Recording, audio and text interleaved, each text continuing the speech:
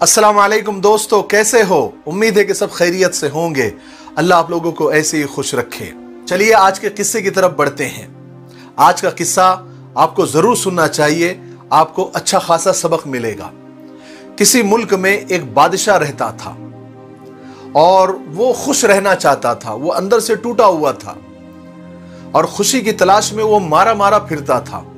उसने बहुत सारे दानिश्वरों सियानों की मदद भी ली, लेकिन खुशी का फार्मूला उसके हाथ नहीं आया। वो एक मर्तबा एक पहाड़ पर चला गया। उसकी मुलाकात एक दरवेश से हुई। उस दरवेश के दो ही काम थे, रोजाना सूरज को निकलते हुए देखता और सूरज को डूबते हुए देखता। दरख्त से फल निकालकर अपना पेट भर लेता और नहरों झरनों का पानी पी लेता और अपनी प्यास बुझा लेता। उसके पास रहने के लिए भी ठीक ठाक से कोई झोपड़ी नहीं थी, बल्कि एक टूटी फूटी सी झोपड़ी बराए नाम थी और ओढ़ने बिछाने के लिए 2 चादरें थी। इसके अलावा उसके पास कुछ भी नहीं था, लेकिन वो खुश रहता था। और यही खुशी की वजह पूछने के लिए बादशाह उसके पास गया और जाकर उससे इतनी खुशी जो आपको होती है उसकी वजह पूछी। तो दरवेश ने जोर से हंसा और कहा कि मैं इसका जवाब आपको महल में आकर दूंगा, तो आप मुझे महल में लेकर चले। बादशाह ने कहा ठीक है चलो। बादशाह ने दरवेश को घोड़े पे बिठाया और महल में ले आया। महल में आते ही दरवेश ने बादशाह से कहा कि किसी जरूरतमंद को आप बुलाइए। एक जरूरतमंद को ढूंढकर महल में लाया गया। जैसे ही जरूरतमंद महल में आया, दरवेश ने बादशाह के कान में कुछ कहा। फौरन बादशाह ने हुक्म जारी किया, जरूरतमंद को बुलाया और उससे कहा कि मैं तुम्हें इख्तियार देता हूं कि तुम मेरी सल्तनत में दौड़ लगाओ और सूरज गुरूब होने तक तुम जितना दायरा जमीन पर भागते भागते बना लेंगे उतनी जमीन तुम्हारी हो जाएगी। लेकिन शर्त यह है कि तुम जहां से दौड़ोगे सूरज डूबने से पहले तुमको वापस वहीं पर आना होगा। जरूरतमंद ने कहा कि ठीक है, मैं शुरू करता हूं। फिर क्या था, बादशाह, सारे दरबारी और दरवेश कुर्सियां लगाकर महल के सामने बैठ गए। जरूरतमंद को लाया गया, एक लकीर खींची गई और उसको एक मकाम पर खड़ा कर दिया गया और एक रुमाल गिराया गया और जरूरतमंद ने दौड़ना शुरू किया। उस जरूरतमंद गरीब ने दिमाग में एक प्लान बनाया और अपनी दौड़ को 2 हिस्सों में तकसीम किया कि मैं सुबह से लेकर दोपहर तक यहां तक दौड़ूंगा, फिर दोपहर से शाम तक मैं वापस यहां तक आ जाऊंगा और ऐसा करके मैं जमीन का एक बड़ा हिस्सा हथिया लूंगा, अपने नाम पर कर लूंगा। उस जरूरतमंद आदमी ने सरपट दौड़ना शुरू किया, यानी तेजी के साथ, स्पीड के साथ दौड़ना शुरू किया और दोपहर तक उसने 400 एकड़ तक भाग लिया। लेकिन वहां पहुंचकर उस जरूरतमंद के दिमाग में थोड़ा लालच आ गया। उसने सोचा कि अगर मैं थोड़ी स्पीड बढ़ा दूं तो मैं 100 एकड़ जमीन और मेरे कब्जे में ले सकता हूं और स्पीड से अपने ठिकाने पर मैं वापस भी आ जाऊंगा। इस लालच ने उस जरूरतमंद के अकल को सल्ब कर लिया और वो मजीद जमीन की लालच हथियाने के लिए असर तक, यानी शाम तक दौड़ता रहा। और सूरज ने जब तेजी से वापसी का सफर शुरू किया तो इसकी हालत खराब हो गई। उसको अपनी गलती का एहसास हुआ।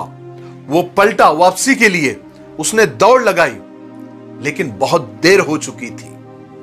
अब वो सूरज डूबने तक वापस नहीं पहुंच सकता था। अब उसके पास 2 ही ऑप्शन थे। एक तो वो अपनी हार मान लेता, दौड़ को बंद कर देता और चुपचाप घर वापस चला जाता, और दूसरा ऑप्शन यह था कि वो जीतने के लिए और कोशिश करता।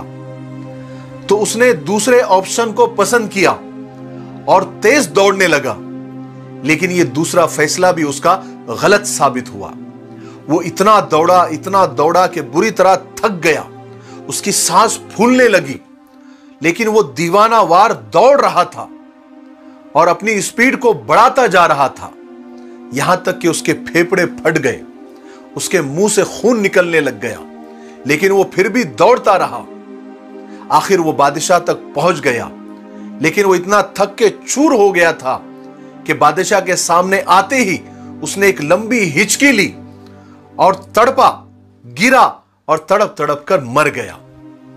हालांकि वो जमीन जीत गया था, लेकिन जिंदगी हार गया था। दरवेश अपनी जगह से उठा और जमीन पर गिरे हुए उस शख्स के पास आया और अपने हाथ से उसकी खुली हुई आंखें बंद की और बादशाह को बुलाया और कहा, बादशाह सलामत, लालच के व्यापारी कभी खुश नहीं रह सकते।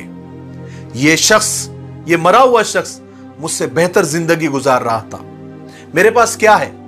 2 चादर, एक लकड़ी की चप्पल, एक टूटी फूटी झोपड़ी, और मैं जंगल में रहता हूं, फल खाता हूं, नहरों का पानी पीता हूं, लेकिन मैं खुश हूं। क्यों? क्योंकि मैं लालच नहीं करता। मेरे मुकाबले में इस मरे हुए शख्स के पास में ज्यादा था। इसके पास मकान था, बीवी बच्चे थे, दाल अनाज राशन था। इसके बावजूद लालच में आकर यह जमीन पर गिर के मर गया। क्यों? क्योंकि यह अपने लालच को काबू में नहीं रख सका और दीवाना वार अपनी ख्वाहिशों के पीछे भागता रहा और आखिरकार मर गया। हालांकि आज इसकी लॉटरी निकल आई थी, लेकिन उसके लालच ने यह मौका भी उससे छीन लिया। यह भागा तो इसका लालच भी इसके साथ भागा। अगर यह थोड़े में खुश रहता, कनात करता, तो आज जिंदा होता और इतनी 400 एकड़ की जमीन उसके लिए काफी होती और वो खुशी खुशी अपनी जिंदगी गुजारता। लेकिन ये लालच के घोड़े से नहीं उतरा, यहां तक कि लालच ने उसकी जान ले ली। दरवेश ने लंबी सांस ली और बादशाह से कहा कि खुशी और लालच एक साथ नहीं रह सकती। आपको खुश रहना है तो लालच को छोड़ना होगा।